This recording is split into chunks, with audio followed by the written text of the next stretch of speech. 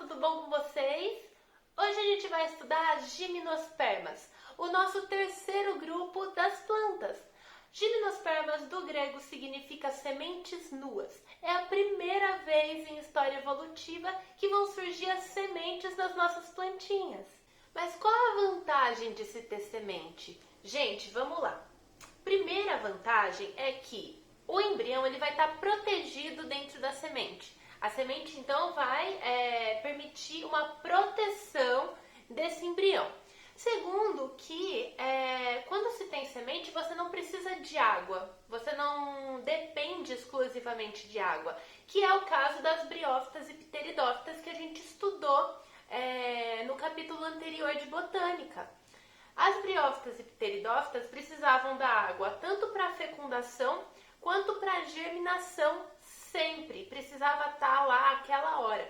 Com a semente, ela vai proteger esse embrião e ele só vai germinar quando tiver um ambiente propício para ele sobreviver.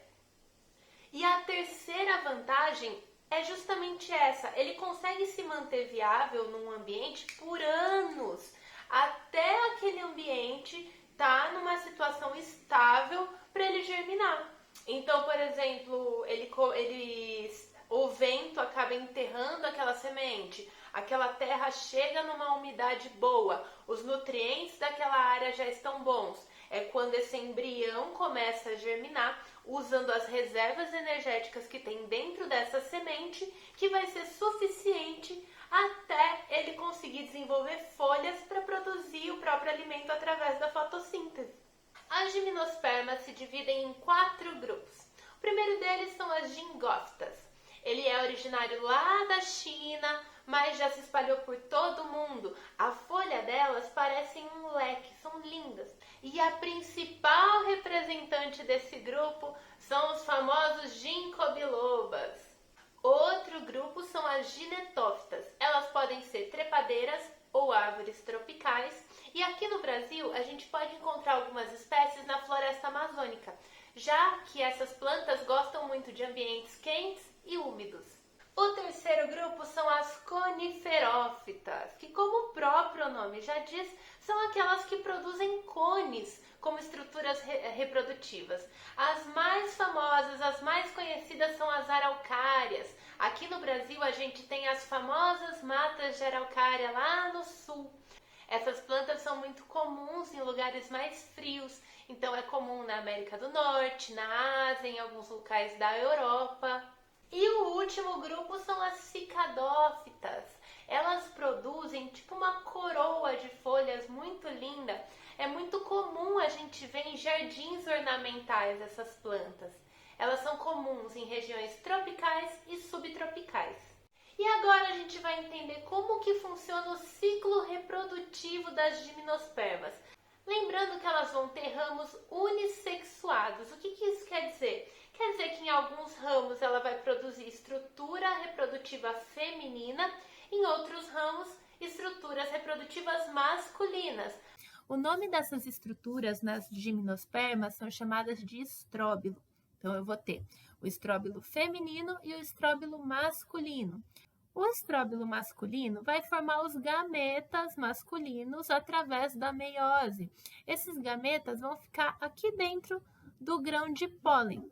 Esse aqui é o grão de pólen. Já aqui no estróbilo feminino, ele vai ter essa proteção, né, essa escama ovolífera. E aqui dentro, através da meiose, vai produzir o gametófito feminino, que vai ficar protegido aqui através do arquegônio. O arquegônio, então, é 2 N's, e a oosfera aqui dentro, que é o gameta feminino, é um N só, ele é haploide.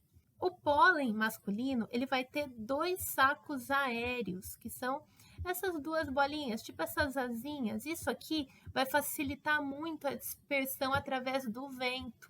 Então, os esporos que são liberados nessa planta não necessariamente vai fecundar ela. Ela pode voar e se dispersar para outras, possibilitando a variabilidade genética. Quando ele chegar aqui na entrada do arquegônio, essa aberturinha aqui ela é chamada de micrópila. E quando o pólen encostar nessa micrópila, o que vai acontecer? Ele vai germinar um tubo polínico. Esse tubo, ele vai entrar aqui no arquegônio, vai conseguir degenerar essas camadas e chegar até a oosfera, ou oócito também. Ele chegando aqui no oócito, o pólen vai liberar o gameta masculino haploide, que vai passar por esse tubo polínico, chegando aqui na oosfera, podendo fecundar e virar um zigotinho. Depois que esse ócito foi fecundado, ele vai virar uma pinha com o pinhão, com o embrião dentro. Ele vai cair, né, do estróbilo aqui no chão, e quando as condições forem propícias para ele, ele vai germinar esse embriãozinho aqui dentro, virando um outro pinheiro. Pessoal, é isso de gimnospermas. A gente se vê agora no próximo vídeo para falar sobre as angiospermas. Falou!